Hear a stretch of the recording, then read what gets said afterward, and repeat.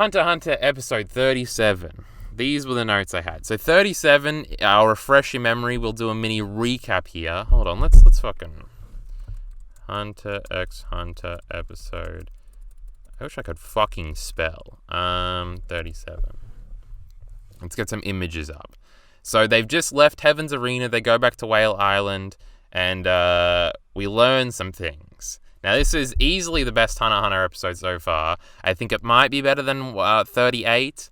But we'll talk about that. Should I read my notes or just go up? All it took was for these idiots to get away from these shitty tournaments, and all of a sudden Hunter x Hunter is a 10. Let me read through this shit. Hunter x Hunter, episode 37. The cutest fucking shit I've ever seen. I'm in love with Mito, true. She's sexy. We'll talk about her in a second. And Gon and Killua are gay boys. This is also true. Being interested in his father is something I'm curious about. 37 episodes in. So Gon has said this before, that his main goal is that he's interested in his father. And finding his father. He wants to become a hunter because his father did, and he wants to know why his father abandoned him, but he's not like sad about it. He's very optimistic about it. He's got a smile on his face. It's real cute. It's like the dichotomy of like a different protagonist would be sad. Daddy, why'd you abandon me? Gon's like excited at the prospect of learning what's so good that would be enough to abandon your child. It's fucking sick. Gon's characterization is pretty good.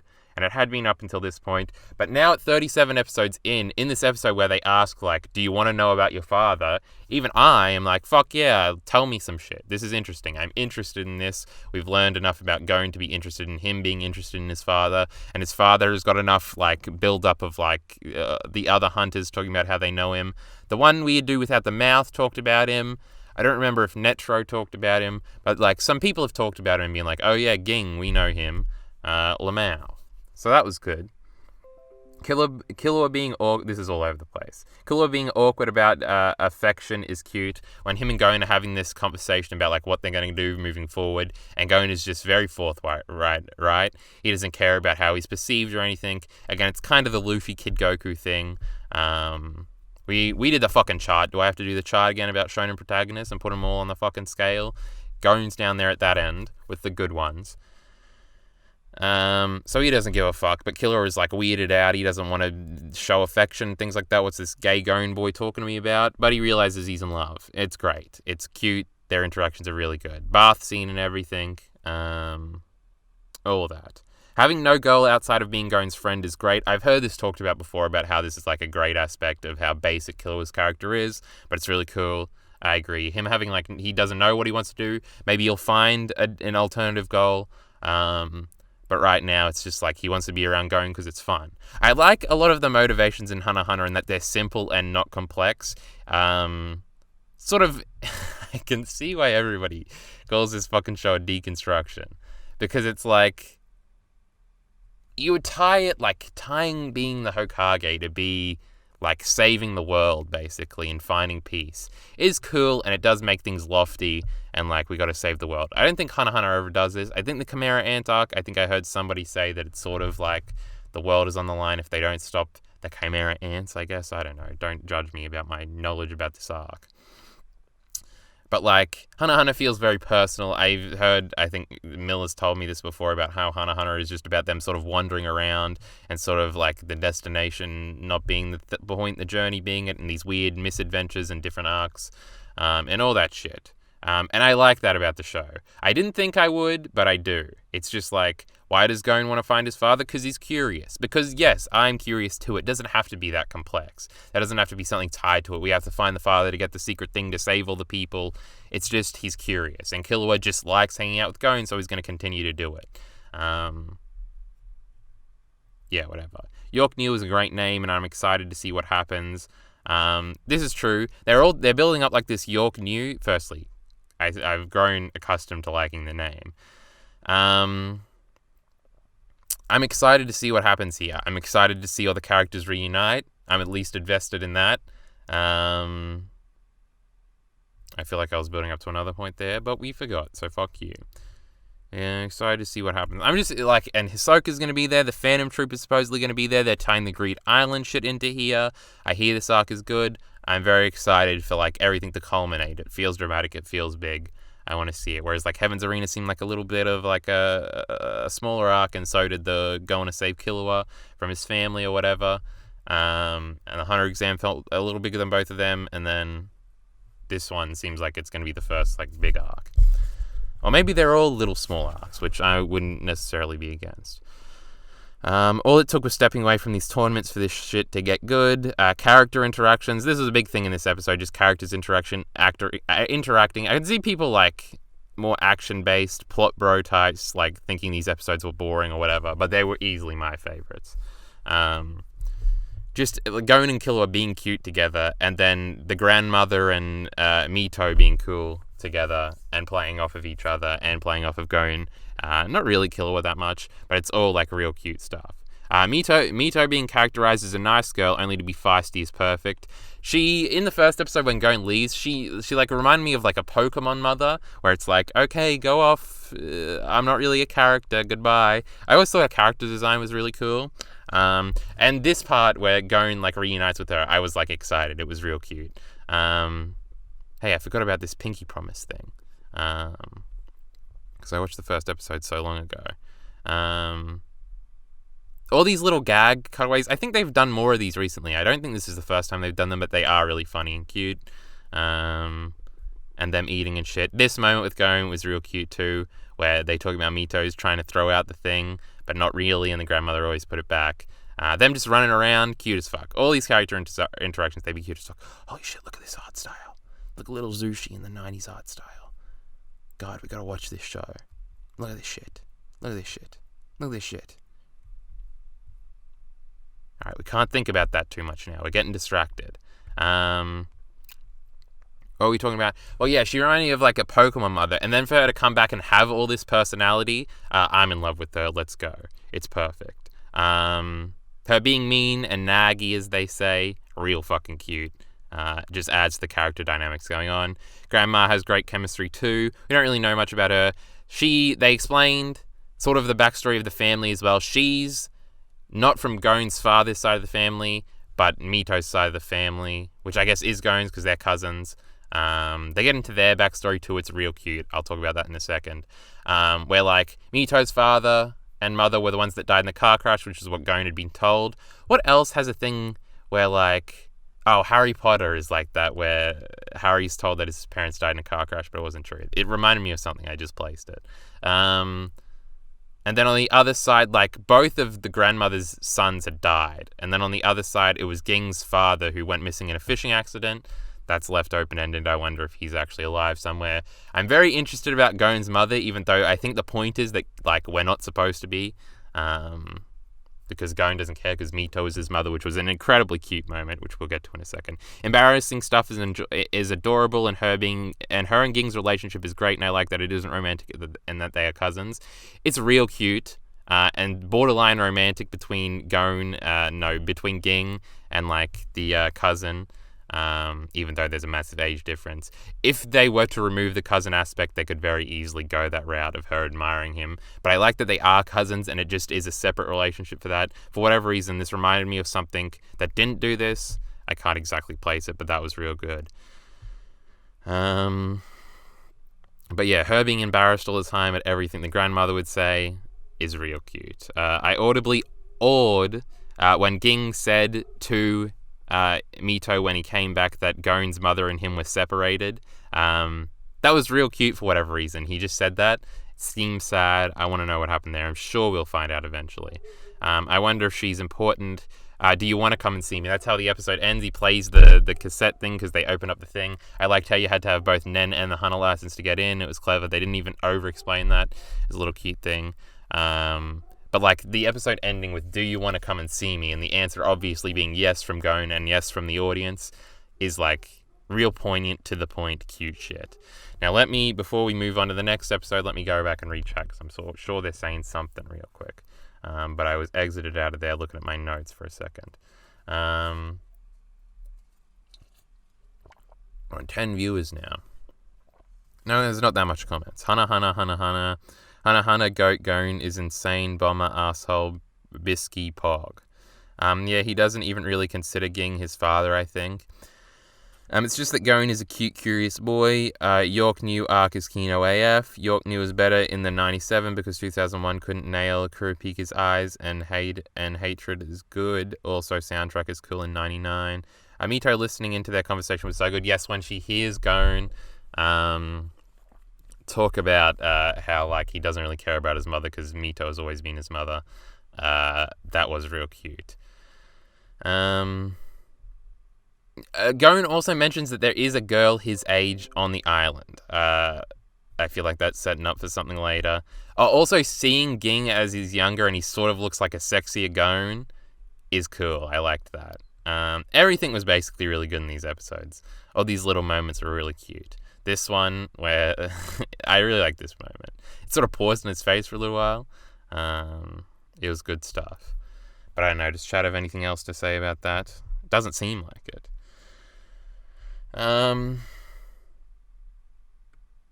guess I should fucking chicken over the Roboghost. Is this prick finally watching Hunter x Hunter? Yes. Maybe. Maybe I won't now. Roboghost, don't be so mean. Alright.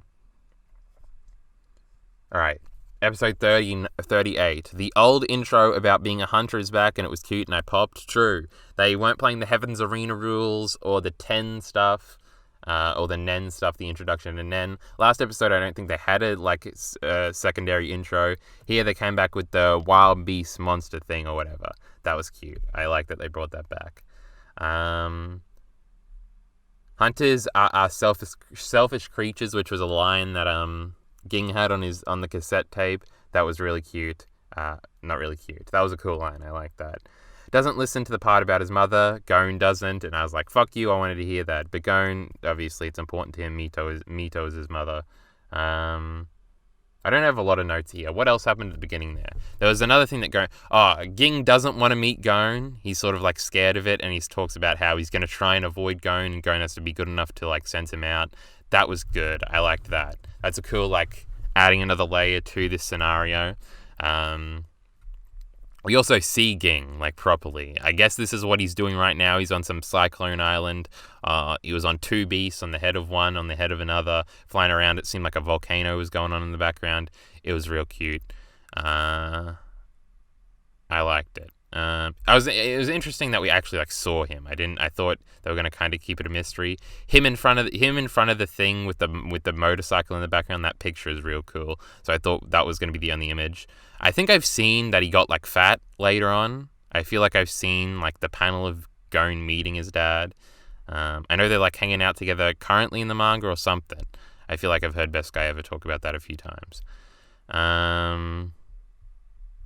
We're getting fucking reaction thumbnails for this episode. It's showing Kurapika stuff from the next episode, I think. I'm even excited to see this fucking blonde prick that I didn't even like that much. I'll see.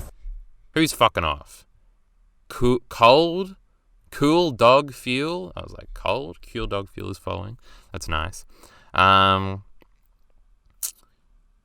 then we move on. Killua calling his brother is fucking awesome. The world is starting to open up and we have characters to call back to. I liked all this. I like the fact that we've established some characters. I like the fact that I remembered that was his brother, even though I watched those episodes 4 months ago.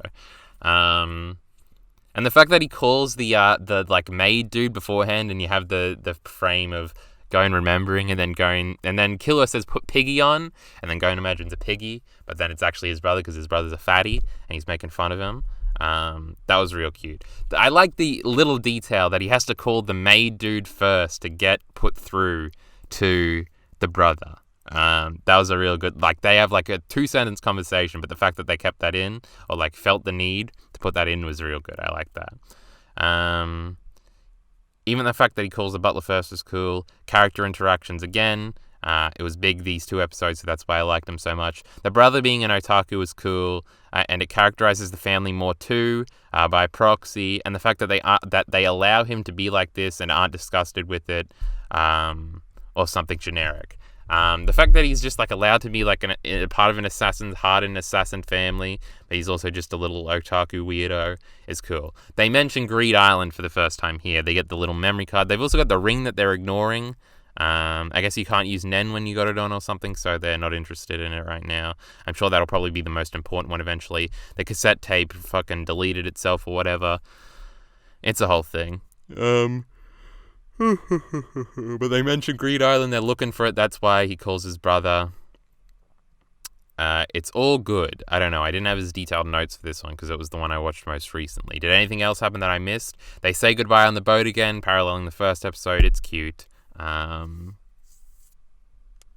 What else is there to say? What else happened? I can't remember. So let me scroll back over to chat, and chat can tell me if I forgot anything or if I should comment on anything. Fucking open back up, you useless fuck. Let me scroll up in chat. Yo, hi. Cool dog. Fuel is saying, it's definitely a Luffy not wanting to know stuff from Rayleigh moment there. Here. Yeah, I that's what came into my mind. I feel like there's other examples of that before where, like, they just cut that off. There are some wild theories about Gon's mum, but it really doesn't matter yet. Okay, so I guess by then. Eren is weird. He's the main character, then he's the villain too. Am I right? I don't know if Cool Dog is farming here. I think I know what you're talking about. By the way, do you know Attack on Titan? I think I do. Never heard of it. No, you say hi and I say hi. Okay, hi, cool. Everybody is interacting in chat. Well, I don't know if I forgot to bring up anything. I don't think people exactly remember exactly what happens in each individual Hunter x Hunter episode. So, I don't know what else to say. Those 2 episodes were real good. I kind of want to watch the next one pretty soon. So maybe the Hunter x Hunter stuff will continue. Maybe it finally got good. Overall, I don't have like a closing fucking statement. Unless chat's got something poignant to say. We still got 11 people in chat. I guess the people that aren't done are just like shutting up in the background right now. We've still got Naruto to go over. I'm going to try something. We're doing Hunter x Hunter first. Let's just fucking do it. Hunter x Hunter, what are we on? Episode 39 and 40, right? So we cut to Kurapika for these episodes. And for the first episode, I was like, ooh, this is cringe. But for the second episode, I was like, this is pretty cool. Kurapika is actually pretty cool. No, this is the second episode I watched. Now, I took notes for the first one, and for the second episode, I want to fucking read the wiki to see if I don't have to take notes while I'm fucking watching these episodes to remember what's going on. Because with these Naruto notes, there's unironically like 5 pages of notes on this fucking Jiraiya pain fight, because it's so good. And it's not a fight that I was particularly fond of beforehand, but we're not talking about Naruto yet. So for Hunter x Hunter, we're doing the 2, like, we just cut away from Gon and Killua leaving Whale Island, and we're starting the York New stuff, but we're not in York New yet. Though maybe we are with the girl for one scene. We'll talk about it when we get there. And for the Naruto stuff, we're going over the Jiraiya pain fight. All cool. All cool stuff. Episode 39 of Hunter x Hunter wasn't too based. Now, if I bring this up, I can't see chat at all. Fuck. So maybe I should just leave it like this. Hold on, I already read that. Why are we lagging? I know, Uvogin soon, lads? I don't know what that means. Cringe reactor energy taking notes while watching something. Well, I pause it, but I have to pause things anyway because I can never read the subtitles fast enough for them to disappear. So I have to pause shit all the time. Plus, I got to piss all the time. So we got Hunter x Hunter, episode 39. We were a little iffy on this episode. Gon, it's got a Gon here, says he's coming back after he finds Ging. This is at the beginning. He's waving bye to Mito, and he says he's coming back after he meets Ging, which I know happens at the very end of the anime, right? There's like an arc afterwards in the manga. This is vaguely what I know. Probably don't correct me if I'm wrong. Which that means Mito might never be in the anime again. So that was bad. Hunter x Hunter off to a bad start here. Ignoring Mito and not having her be a primary character. Embarrassing. We fell in love with her last time if you weren't here. Just when I thought this show was getting good, ... See, I'm telling jokes in the notes. We cut to Kurapika. He was turned away because he hadn't learned Nen yet? Why did I say Yen? But now he has. He's learned it from this new character. They said his name in the post-credits, like, Hunt Cyclopedia thing, where cute Killua and cute Gon come up and they sing a little song and do the whole thing. I don't remember what his name is, though. He seems fine. He wasn't overly interesting. Kind of seems like the stoic dude. We'll see. But yeah, this had happened in a previous episode at like the very beginning of the last arc, I think, where he went to this agency thing to get employed, but they were like, you haven't actually passed the real test yet. We learnt in the Heaven's Arena thing that was actually, you have to learn Nen to truly pass the Hunter exam, and Kurapika goes with this dude and learns it. He does the little water thing. He is a manipulator, right? Because they show it in the end credit thing, which was actually useful. They even showed Leorio's, which I don't think we're supposed to know yet. I know like where it's placed on the little graph thing. So Gon is at the top, and then to this side, Killua, and then under that is Kurapika. So he's an enhancer, I remember Gon. Kurapika is up there, which I think it was manipulator and... because transmuter, that's what Killua is. And then I don't know what's on the other side. Specialist is at the bottom. Let's see if I can figure it out or remember the last two. Because Leorio is on the other side of Gon. I can't remember the other two, so I'm sure chat will tell me, but I can't see chat right now. But we cut away to Kurapika. It goes through the test. He's a conjurer, no, not a manipulator. So maybe I fucked it up already. I don't know. This fucking Hunter shit is complicated. They talk about how being a conjurer sucks. True. Kurapika's like, I wanted to be an enhancer or whatever. But he gets the shitty power of being a conjurer. I'm sure it'll be the strongest by the end, and that'll be the whole point. Apparently it took Kurapika half a year to return, having learned Nen, so we cut between then. It's been 6 months, and now he's learnt it. This all happens off screen, which is fine. I didn't really want to see it. This is implied to be impressive that he only learnt it in 6 months. Didn't Gon and Killua learn it in like 2 weeks? Because they're way cooler than Kurapika, let's be honest. He asks for an employer in York New City that has influence over the auctions. 3 people are described. He wants 3 people are described as like a gun nut or something, or a collector. I think he goes with the collector as we cut away. We also cut back while this is happening to his training. He says he wants chains because he has this line about chaining the Phantom Troop or the evil people to hell. And then his teacher dude says, maybe you're the one chained. Haha, chained to revenge and all that shit. So we seem to be setting up a metaphor there. We'll see how that comes back into play. Kurapika walks out with chains already. So he already has these chains. He'll use these in episode 40. He passes this female mole-looking character who is also interested in the auction and notices his heartbeat and maybe starts to put together who he is. They imply that she like realizes who he is immediately.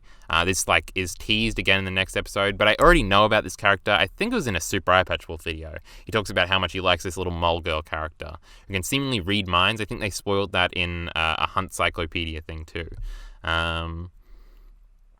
She's cool. Kurapika misgenders her in the next episode. Not cool there. Do I have anything else to say? I know she is very important in the York New thing. Because of that Super Eye Patch Wolf video. I think it was a Super Eye Patch Wolf video. Because I recognized her when she showed up. I'm like, it's the girl from the video. The other two I didn't recognize. Then we cut presumably to the bodyguard job, where this hot girl with cool hair makes these fur guys fall in love with her. I don't know why it says fur guys. These 4 guys, I think. But she only makes one of them fall in love with them by kissing them. And then he beats up the other 2. She seems sadistic, it's really hot, and the guy she's guarding runs away. This might be the new favorite character of the entire show. I don't know her name. I think it's Baze or something. Didn't they say that? Because they also say the poet dude's name at the end after they leave the mansion. But this girl is fucking fantastic. Her design is great. Boobs are out. There was a slight backshot. I can't say backshot because backshot implies that you're looking at her ass, which is not okay. We're looking at backs here, literally backshots. But she's wearing like a crop top thing, and you can see the top of her back in one shot in the next episode. So that was quality. That's why she's a new favorite. No, she was a favorite before then, but she's great, whoever this girl is.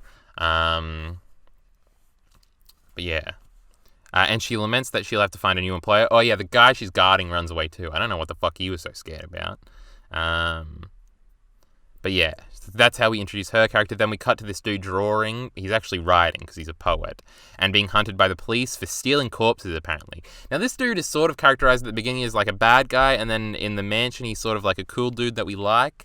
but he's also stealing corpses, so maybe he will be a bad guy in the end. I'm not sure about this bloke. The girl is this way too. She's literally like kicking people, and they don't want to stop her from stomping on them. But she's the best. This dude's pretty cool too. I wasn't feeling it initially, but after the next episode with the mansion stuff, it's really good. He finishes a poem, but he doesn't like it. Yeah, he crumples up and says it's a shit poem. Then we cut to a dude on the phone with dogs. These are the two moles we see, or the plants they are walking through. One of them sitting with the dogs.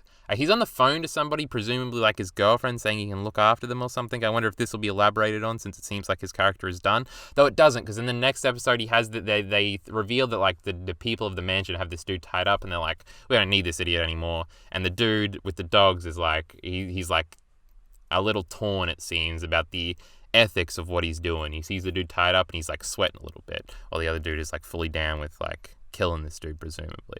So maybe he comes back and he gets some more development. And we'll learn about the person he's on the phone to and everything. The curly sideburn dude walks up to the mansion as well. I mentioned that Kurapika then enters. We then find out that this is a collector place. This is where all the interviews come, I assume. All these characters are here. And I was like dreading that we were going to have another weird test thing, because Hana likes to do that, have clever little test things, and are not really down for them. So I was like, oh no, this isn't going well. Turned out to be pretty cool, actually. They all have to collect these items to get the job, and as the employer explains, China and Egypt are mentioned now. They talk about an Egyptian mummy and fine China, which the fine China thing I was willing to write off of, like, I don't know, that's just how you say something. But they literally said Egyptian mummy. So is this, like, in our world? Is Hana supposed to be, like, does Australia exist in Hana? Can I go visit Whale Island in real life? Is it a real thing? Is York New City real? Can we go there? But yeah, they were making references to our world. It was a little weird. And one of the things is Kurapika's family's eyeballs, and he gets real mad about this. It's cute. I liked it. I liked the callback. Which is Kurapika's clan. He wants to gain the trust of these people to eliminate them. He also knows like the incentive structure of why his people were killed, so he wants to get rid of all the collectors and the Phantom Troop, because he knows Phantom Troop just were hired for a job or whatever by a collector, most likely. I don't think he's going to do this, but this is his plan right now. We got the tease with the chain thing with the professor dude. Obviously, revenge isn't going to be proven to be the good thing in the end of this narrative. So it's kind of predictable where we're going with this Kurapika thing. I think I figured out the reason why I never liked Kurapika, like immediately he was my least favorite. It's because he's got almond hair. And I think the yellow, weird cut that Armin and Kurapika's is sort of longer on the sides than it is on the fringe thing here. This is disgusting and should be hated. So I think that's why. And also the color yellow is awful. So that's why I hate Armin and why I hate Kurapika. Though Kurapika is pretty cool, and I guess Armin is pretty cool. But initially, that's why I disliked them both. Kurapika figures out that the dude talking in the footage thing probably isn't the real boss, which I assume we'll meet them later. Probably the Phantom Troop is involved some way or something like that. We'll get back to that. He wants all the collectors dead because they're the Phantom Troop. I just went over this. They get attacked before leaving the mansion. The cliffhanger is like they start getting attacked because they have to prove that they're strong. This will lead into the next episode. So that's 39. Let me read chat real quick to see if anybody has anything to say about Hana. How many viewers we got? We got 14 viewers. Amazing. We'll go over the second one by reading the wiki page and see if it's as good as me going through my own notes to see if I can stop taking notes. I really have to piss, so we'll do this afterwards. Scrolling up to chat. Where are we up to? Blind Wave Times, Cringe Reaction Energy, taking notes, Blind Wave Times. Kurapika is great always. This is not true. It's just that his York New design and his death stare are completely lame in 2011. Just compare it with 1999. Oh my god, I have to click on links, which fucks up my thing for chat, so now I have to scroll up on my computer. Miserable. Don't share links. But I'm too curious not to click. Well, never mind then, is here as I see as I'm scrolling up. Who are we looking for? BQB. Let's fucking open it up. Here we go. It is pretty cool. Look at these red eyes. Look at this fucking aesthetic. God, it's cool. But I didn't want to switch in the middle, so. But during the last scenes of 2011, he looks amazing. Nah, diss. Fruitcake is linking things. I shouldn't be clicking links. So hopefully somebody in chat already checked the links, and if it was porn or something, Miller would have banned them. Is this 2011? What's he fucking bleeding for? Does look pretty cool though. Let me go back to reading fucking chat. I didn't like that post because of spoilers. It's a stare or something, I don't know, whatever it's based. Spoiler is Kurapika gets angry at some point. Wowee. Well, never mind, then says Kurapika is Concha. We got to that eventually. I would only make a passionate love to Kurapika and Armin if he looks like he does in episode 7. Welcome. Oh, you're a mod now, impressive. Yeah, fucking absurd. It happened during Chainsaw Man, and he's going to tell his story like 3 times. Thought Kyle wasn't afraid of spoilers, curious. Is Kyle going to slimp for that redhead? I don't know if she has red hair, does she? People get scared of spoilers, that's pretty cringe, Kyle. Unsubbed and unfollowed, shake my head. I guess it was momentary probably because he was enjoying the ride of the sheer absurdity of it all. We talked about this before, like 6 months ago, and I said spoilers for things in general I don't care about, but spoilers for things I'm actively reading at the moment are probably not cool. Base is cool. Is that her name? Did I get it right? Holy fuck. She's not cool. She's pretty fucking hot, we must say. RoboGhost is putting his hands on his head. I think he was said the redhead girl. So if people don't know her name, that means she isn't that important, which is sad. Her and Mito are definitely the 2 best girls so far. Trying to think of any others. I liked the girl that Killer was friends with, the black girl. She was cool. Even the cook girl, she was pretty hot too. I gotta talk about the back shots reminds me of how hardly Oda draws back muscles. This is not true.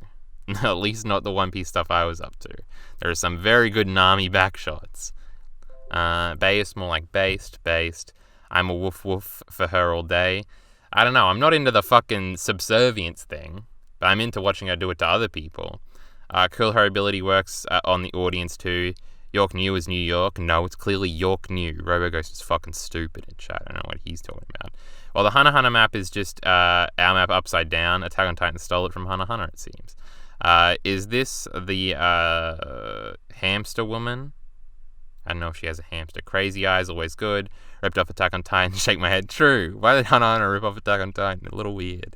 I saw Attack on Titan and Hunter x Hunter is in the same universe. Cool. What is going on with all this fictional world being upside down versions of our world map? Well, it's pretty fucking easy. Lazy world building, well, lazy. Not that it really matters that much. Hunter x Hunter's world is kind of cringe, to be frank. V-Tab over Levi. I don't know who the fuck this is. Ill cringe. I only speak facts. Dark Continent would change the entire setting of the manga. I knew you hated the yellow color. I saw that one coming. If only Tagashi got back to work. There's so much more out there. Reveal stuff always reminds me of Claymore, which didn't do it in a so much fun way. Haha. We wouldn't ever get to the end of Hunter x Hunter. Either we will die or Tagashi will die. The anime ends at the perfect place. Never read Claymore, so can't comment. Probably this. Dark Continent simply has too much plot lines. He can't bother to finish them all. I can't believe Naruto ripped off Hunter x Hunter. It has like 10 unresolved plot lines. He's a genius. Cut him some slack. Isn't he like sick? Isn't that the problem? Yeah, his back hurts. You should just hire an assistant to draw for him and him write stuff. Vagabond when? No, just no. You need a Berserk too in your life. I remember dropping Vagabond. Why would I read Hunter x Hunter if it's not Tagashi drawing it? You're cringe then. Isn't the artwork notoriously unstable? Anyways, I like the unstable and imperfect things. Let the man draw his manga how he wants. They are based. Jesus Christ. Just have him write it, and Ishika can draw it. I don't know who this is. Ishida. All male back muscles in One Piece look like chest muscles, and it's distractive. Enel especially hurts my eyes. I can't remember a single One Piece male back, so...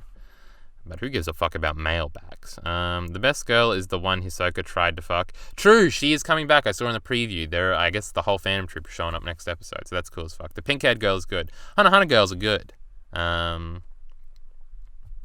True. And I am saying this because I hate Mira's assistants. They draw terrible, too perfect. What does that even mean? Bucky back muscles are good. Bucky any muscles are amazing, to be frank. I don't know what it means, to be frank, Fitz. Well, yes. Homophobic Kyle. Male backs suck.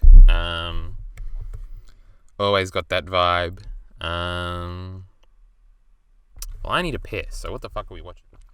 God, it's fucking hot in here. Fuck this. So let's read what happens in episode 40. Kurapika and the other applicants fight assailants to escape the mansion. I've been spelling this very wrong. I think I was spelling it Kuripieka. Is able to fight and figure out its ruse from the bodyguards team while Killua receives his brother's information. That's true. The brother does figure out the Greed Island thing, sends him help. I feel like it would be cool if he could, like, got sucked into Greed Island or whatever, since it's like a isekai thing or whatever. And like we had to help him, or we had to go and team up with him while we're in Greed Island, and that's like set up for that arc. That might happen if I am a predictive god. This is all cool as fuck. This is the coolest Kurapika's ever been. Even cooler when he beat up the fake Phantom Troop member. Him like figuring it out very quickly. Everybody else being impressed with him. Everything that happened here was pretty cool. It was a cool action scene. I liked it. I liked everything. Well, this is a lot of reading. In order to escape the mansion, Kurapika and the others must fight the mystery assailants. In the middle of the fight, Kurapika tries to dodge as Bashudo. Hey, we're going to learn names if we do it this way. That's this dude. I like him. Lands a punch on one of the assailants. He realizes something is wrong. Chandelier. Jumping on the chandelier was cool. Pointing daggers at him. These idiots were just controlled by Aura. They're morons. Who is this? Is this, we're probably going to get spoiled if we look at these fucking things. I'm not going to read anything. This is, let's see this. Oh, I want to see the girl in fucking 99N manga. Switch! Ooh. He might have been done better by 2011. Manga's cool, isn't it? What's the girl's name? Baze or whatever. Look out for her. Wait. Who is Squaldo? Squaldo is this dude. So I think this dude might have more of an impact. Look at the pictures. We'll get the thing across too. Here's her name. I want to see the differences. Is this red hair? She doesn't look too good there. She looks pretty fucking good there. The hair is red there, though. Definitely more in the 1999 version. She looks very different, though. I think I like the lips better in this one. I think I like this one better even with more anime eyes than, like, 90s anime eyes. I love when the hair is, like, coming off like that. It's real fucking cute. Oh, hold on. She looks completely fucking different in every version. She's in a very different pose here. 2011 might be the best design. We shouldn't scroll down. It'll say, like, dead. Was one of the bodyguards working for... Who is this bloke? Stop reading.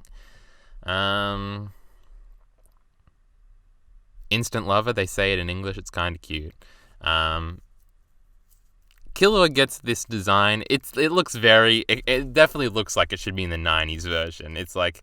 This like, shirt is a little... It's a little much. I don't know how I like this outfit for Killua. Garen stays the same outfit, of course. The dowsing chain. What else happens in this episode? Melody is her name, is the mole girl's name. Hold on, let's just check real quick. 1999. Are the lips going to be bigger because we don't understand? The skin is darker. The lips aren't even red. Well done, Japan. Looks basically the same. So I think Squalor there might have a little bit more importance later on. The dude, this dude, like, having the burned thing is really cool too. He was like, you're gonna burn if you answer wrong, and it makes them all answer right. That was all cool. There wasn't it was like just plot stuff, like figuring out who the mole was. And really nothing else happened, huh? We get the one scene of Miluki, or however you say it, his brother. Also, in the Huntcyclopedia thing, Killua is joking about destroying his figures, and then the next episode that's brought up, that was cute. Looks like something Killua would do.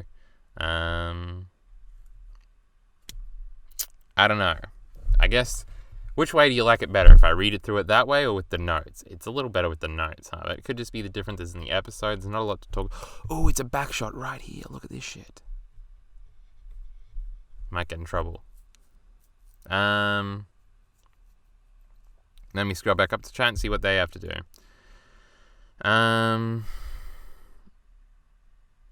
How fucking far up do I scroll? The guy who composed Devilman Crybaby OST. Just get whoever made that fucking song just there, just get them to do it. Just have that one song playing in every fucking scene. I'm fine with it. As well as the Chainsaw Channing song. Just have it be fucking crazy and cool, like Chainsaw Man. Oh yeah, that would be great. Carl, oh my god, with these fucking paragraphs. Kyle, you talk about works sharing similarities like I'm seething right now about Attack on Titan and TK. Tokyo Ghoul. No? Tokyo Cool? What does Anne actually mean by TK? Is she going to say? Kyle, you're going to get spoiled. Stop with this wiki stuff. I'll be fine. What am I going to get spoiled on? Hana Hana is not exactly Mystery Central. So I'm fine with that. Hold on, let me read the Anne thing. And TK. Like, I'm really wondering what the hell happened. Both have protagonists that reference Odin and his goddamn one eye and quest for wisdom. Both of them turn into giant centipede-like creatures. Both of them have moving forward as their catchphrase. Everybody has moving forward as their catchphrase, right? Moving forward is the most generic, like, well, you gotta move forward, bro. Don Draper says it. A million fucking characters say it. It's basically just never give up. As their catchphrase in two very cool moments, and they both say the same undertones of certain extent, like what? Well, if I knew what TK was, maybe we could talk about this. Dishes doesn't know either. Tokyo Cool. Lamau, imagine if Aaron's ending is just like Ken Kin's Aaron Hisu confirmed. Please no. Kyle, you're going to get spoiled. Oh, I read that one. If Attack on Titan has an exposition dump lazy as the kawaii ending Already Sama's house, that's nice. No, it won't be, but I'm rereading the manga of Tokyo Ghoul, and it noticed a lot. So it was supposed to be Tokyo Ghoul. Between the two of them, at least from a character perspective. But Kaneki is cringe. I don't know if I'm saying that right. Chat's probably mad. Aaron is based. But what if we get a 40-page sex scene? Well, then Attack on Titan might actually be good for once. Attack on Titan will just double down on its terrible racism/anti-Semitism analogy. It's not wrong, but I respect your opinion. Kaneki is so developed, though. Did you not see how many times his hair changed color? Killua always changing outfits is great. How do we always diverge into fucking Tokyo Ghoul talk in this goddamn chat room? It's Anne's fault. Oh my god, based, you guys. Imagine thinking that Attack on Titan is a simple analogy. Cringe. Dishes is baiting, alright? Don't respond. I wish I actually found a thread comparing Mobile G Fighter, Gundam, and Attack on Titan. The similarities uncanny down to what's happening currently in the manga. Well, they're two mech shows, right? They're all the same. I mean, me and Minty talk about the Ava shit all the time. The fact that Mikasa and Rei kind of have a similar kind of personalities, and they have a similar haircut, and they're both supposed to be kind of slaves that disobey their master thing. Haha. There's a bunch of other... like Armin and Shinji are kind of similar, especially in the most recent chapter. It was a very Shinji scene. We said that in the chapter review. There's no Asuka in Attack on Titan, though. And that's why it's bad. But who will make love to who? Historia and Yamiya, lesbian ending. We've already been over this. It has the one, and it might be worse on so far. Gene/Piek. Someone's linking a Twitter thing. I'm not clicking on the link right now. Why? Love, cringe, yikes, naive theme, ZZZ. Well, never mind then. What's a series that's ever had a theme that wasn't naive? I'm curious. But love is great. You feel nice. That's Chainsaw Man's main theme. Hug people and everything will be okay. And that is based. Like Heroin, that's Passion. They're different. Either wiki or notes is fine. Just go through the wiki if taking notes takes too long. Taking notes is miserable and I hate it and I don't want to do it. That's why I'm trying to find an opposite excuse. It might just be because of this episode. I could just actually read it all out if I can't think of anything to say. But I sort of said everything that I wanted to say in the previous episode because it's like a 2 little episode arc thing. I talked about the new characters and everything and my new girlfriend and her cool brother over here. What's his name? Basho or whatever. Kurapika was the coolest he's ever been. I kind of like him now. Leorio, we'll see if we can get me to like him. Didn't I say Leorio was my least favorite? I know. Neither one of them are Gon or Killua, so who cares? We'll see. We'll see if we can care. Although you could just pull up Crunchyroll and skim through the episodes. I'm not logged in on this computer. I could be. What name is it under? I think it might just be... I don't know. I don't think we should do that. That's also risking things. We could just bring up like an episode reaction or something. That would avoid copyright. Bring out the normies and we'll scroll through what they play in their little player thing. Alright, I need to fucking open the goddamn fucking thing up. Let's get fucking Hunter x Hunter up. Or what else do we have to talk about? Hunter x Hunter and Naruto. Naruto is the most base, so we'll save the best for last. Hunter x Hunter, I think we're up to 41 because we got 40 here. Let's see what episode 40 is about. Show me the wiki. We're not going to get to read the fucking scripts. Oh my god. We have too much to talk about on stream. It's hot. I'm sweating. I want to leave. No, we did talk about this episode last time. We had 2 Kurapika episodes last time that weren't that great, but the second one was kind of cool. 41. Then we get to some real shit. Look at this fucking prick. Let's talk about him.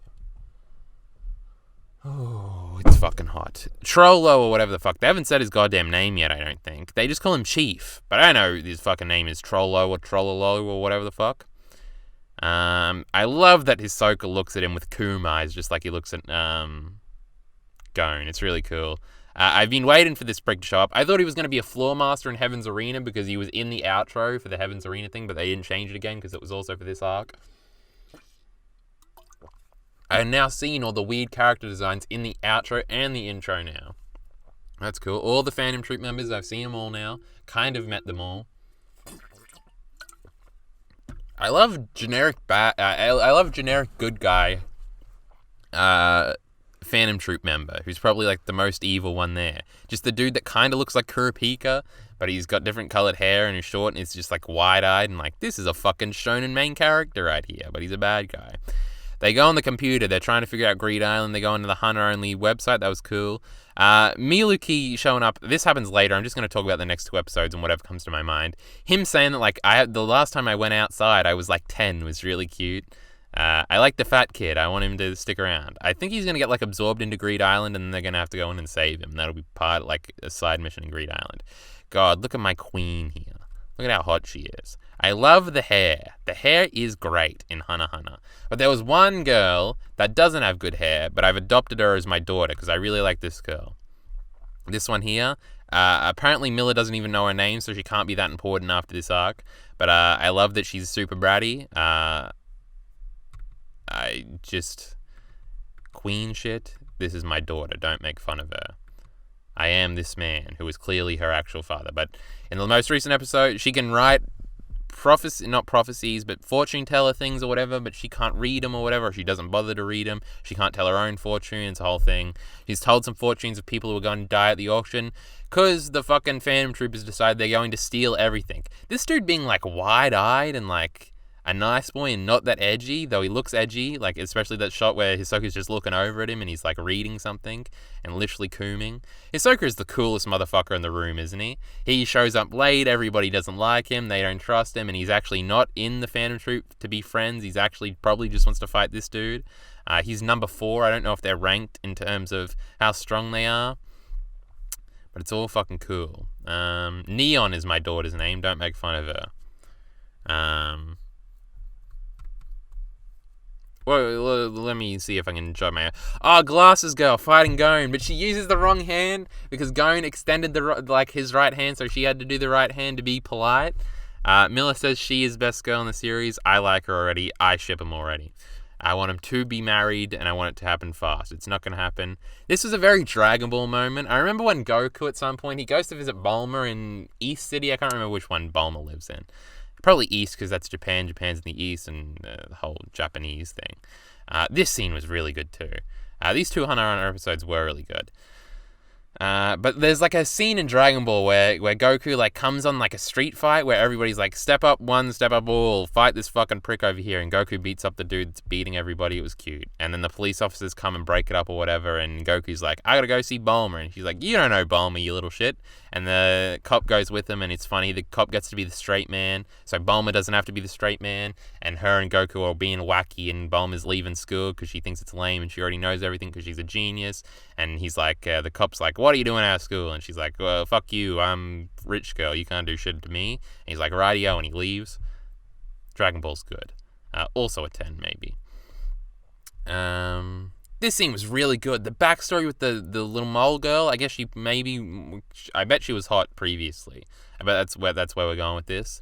Her and Kurapika's relationship is something Super Eye Patch Wolf talked about in one of his Hunter x Hunter videos, so I knew that they had like a relationship. I know she like stops him from getting himself killed, probably trying to fight the Phantom Troop at some point. This was cool. The backstory about the devil melody and whatever the fuck, I feel like I don't think this is what's going to happen in Hunter x Hunter. Maybe it is. But like this seems like the perfect backstory for like a final villain. Not for her to be the final villain, but the devil is fucking making things and cursing people. Like, I feel like you should say that's Martyr, and then Martyr is going to come back at the end and be the final villain. Though not really. Black Zetsu's going to stop him. But like, that was a really cool setup. The fucking melody or whatever the fuck, that was sick. Kurapika admits his thing to her. It's real cool. The eyes are going to be on sale there. Again, the meeting with all of the Phantom Troop guys was really cool too. Where they all, like, they come in later. Pink Hair Girl is really hot. She's back. I want to see her and Hisoka fuck more than I want to see anything in this fucking show. They're really cool together. Seems like we're all going well. Leorio shows back up. It was fun. They buy phones. There were some phones, and I was like, Gon can't have a phone. He's not a phone bloke. But then there was a Beetle phone. I'm like, that fits. So that was good aesthetically. What else is going on?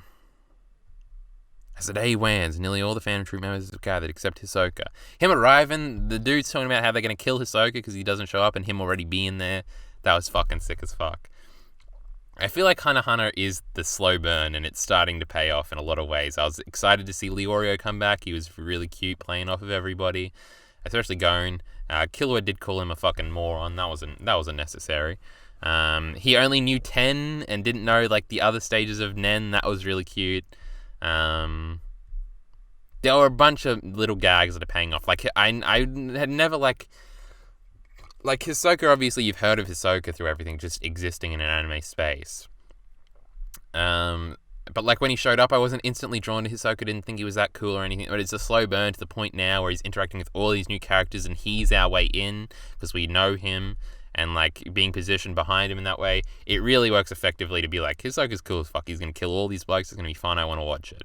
I know, again, because of Super Eye Patch Wolf videos, that at some point, somebody in the Phantom Troop dies and they all react, and Super Eye Patch Wolf said this is why it's a deconstruction, because the villains actually care about each other, unlike Bleach Lamau, which made a lot of people angry, I guess. So I know that somebody in the Phantom Troop dies. Hisoka probably kills them. Do I want to see Hisoka fuck this dude or the pink-haired girl more? Now that's a question. But it's really cool. Their immediate chemistry, and, like, again, the wide-eyed fucking anime protagonist boy that's in the Phantom Troop being, like, so excited to see everybody, and other people being excited to see each other, and the big, I nearly said butch, the big buff dude, and the samurai dude fighting on the way there, and the pink girl ignoring them and them keep moving forward. Lamau, he said it. That was all cool. 70 chapters in, Jesus Christ. Hunter x Hunter is cool and good, I guess. Let me scroll back up and see what everybody was saying.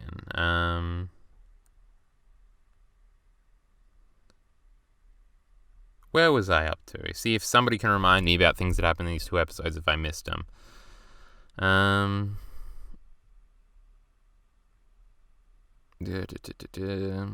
Luffy/Shanks thing. Removed ban on Fruitcake. Fruitcake is back, I guess. Shanks obviously doesn't care about the One Piece, though. I think he wants to go to the island just because he didn't go last time. But can I ask why Kyle is watching Hunter x Hunter and not reading it? I thought he'd be into Takashi's visuals. I love, because I was never going to read it. Reading something is so much more of an investment than watching something. And I was like, fuck it, I want to watch Hunter x Hunter. I want to experience Hunter x Hunter, and I'm not going to read it, so I may as well watch it. I love the 2011 anime, though. Hunting for Your Dream. True, that outro was fucking sick. I say it every time. Kyle also last went outside when he was 10. I know her name is Neon. She's important, calm down. She's not important, you didn't know her name. Kyle looting his daughter? What does looting mean? Turning superpowers into... Because initially when I saw her, I was like, oh, that hair is ugly and I don't like it. Not her. Queen should hair. But for the other one, because they do the big reveal, oh, it's a cute girl that owns the mansion. I was like, the hair isn't good. But then she started being bratty and I was like, okay, this is my daughter. Calm down. Turning superpowers into a business to make money is always great. True, the father, we've seen him on the phone a bunch. He's throwing tantrums. He has to be called. It's a whole thing. By the way, this dude is definitely going to die. I feel like he's an easy sympathy kill at some point. Maybe my girlfriend will die. This dude, I think, will die. I don't know. No one's died. No, people die in Hunter x Hunter, alright? I feel like this girl is an easy kill, but like for Kurapika, but I don't think it would happen yet. I think it would happen way down the line. The father is a definite easy kill too. But yeah, you go. Melody isn't hot now? Who's Melody? Don't say these fucking names without a description. There'll be no final villain because Togashi will never finish Hunter x Hunter, perhaps. Yeah, Hisoka being in multiple arcs and being a third party is always great. Well, he ain't a third party yet. Well, I guess he revealed he was a third party. How is villain caring about each other at deconstruction? I don't know. I didn't fucking make the video. Don't talk to me about it. One could say that bungee gum is both the properties of rubber and gum, yes. Yeah, not like Don Flamingo cares about his crew. Imagine having Kyle having kids. Yikes. I'll be going. We'll probably miss stream tomorrow. I'm mad. Everybody's mad. Cringe and cope. What ep you on? For what? For Hunter x Hunter? This one. This is the last one I watched. No, 42 is the last one I watched in the tab over there. Both Leorio and Neon's father using Nen to make money is interesting. Leorio's father? I don't think that's been mentioned yet. A little weird. See, now Pinekit is linking this thing again. Oh, Copium Truck, I see. We're down to 14 viewers. Nobody cares about Hunter x Hunter. But do they care about Naruto? Has anybody got anything else to say about these episodes? You probably haven't seen these episodes and don't remember what the fuck happened in them because they came out in 2012. Jesus Christ, it took them a while to dub this shit. Also, I've been watching the normies react to like the first little bits of episodes, and it did remind me of some things because I thought it would, and I thought it would be good. Killua being in a bunch of shots with his brother, even though we don't know it's his brother yet, is cute.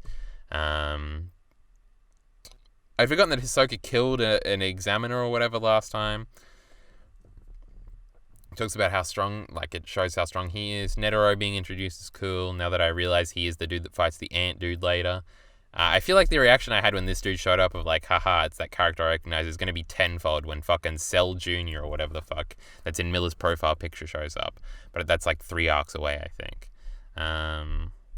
Because I know that, I think I heard, I actually think I was watching a Craftsdorf thing where they talk about that's like the only arc in Hunter x Hunter where the stakes are like the world will end if they don't win or whatever. I can't remember if that's exactly what they said. I wonder what the Phantom Troop is doing. I always wonder that. Like, in Marvel movies, people make that complaint all the time. Like, in a Captain America movie, the world's about to end because the 3 ships are going up and Winter Soldier and everything and going to shoot everybody. And it's like, why does an Iron Man come in? Well, obviously, contractual things don't want to pay Lamau. But in anime, what's this bloke going to be doing if he's still alive when I want to see him fight the fucking Cell dude. Maybe the Phantom Troop is around in that arc and they are helping out or something. Fighting the Chimera ants. See, I know what I'm talking about. But I wonder if that's a thing. We'll see where we are at that point. Maybe Hisoka's already killed all of them by then. The other big spoiler I know is that like there's a scene with Hisoka and Killua's brother talking about whether or not Hisoka can kill Killua. And they're like sitting, like Hisoka's like sitting cute and staring at him because he wants to fuck him too. And they're having like a conversation later on and they're in different outfits. I wonder when that is, because that seems like a cool conversation. It's really cool how Hisoka is like friends with a bunch of like weird, desperate people. Not desperate, but disparate people. Like all across the world. Like he really likes going. I forgot that he like endorsed Leorio too, because Leorio like came back to fight him and then he knocked him out with one punch. That happens at the beginning of the Hunter exam as well. So remembering that was good. and like he's really into this dude, and he's also into Killua's brother. Like a bunch of cool characters. Hisoka's connected to all of them, and it's real cool itself. Stretching. They're keeping the Greed Island stuff going because I think that's the arc after this. Cool. Anything else to say? I've seen Hunter x Hunter like 3 years ago. I'm saying Leorio uses the Gon's arm wrestling to make money. And Neon's dad using her power to make money. Yeah, and Gon was like sweating, but then he explains that he was sweating because God, that's such a great scene. These little bits of characterization are really good. I don't know if they had that at the start, but they're starting now with a bunch of these characters. Like instantly, this girl is lovable. It's really cool. Just the way the other dude speaks, like the leader dude, Chief, Trollolo, or whatever the fuck his name is, was really cool, where he's like, we'll steal it all. He's not like gothy, he's not like intimidating really, but he obviously he's going to be super strong. It's like an interesting way of characterizing him. It's not very generic, and I like that. Naruto About Time. Pinekid, are you back? Are you stable after your ban? So the Leorio's Gon's real father confirmed. I guess it is going to benefit to buy Greed Island so he doesn't fit too well. So it doesn't fit too well? I don't know. Oh, I watched so much Naruto shit. I watched the entire Itachi Sasuke fight. It was cool. Cooler than I remembered even.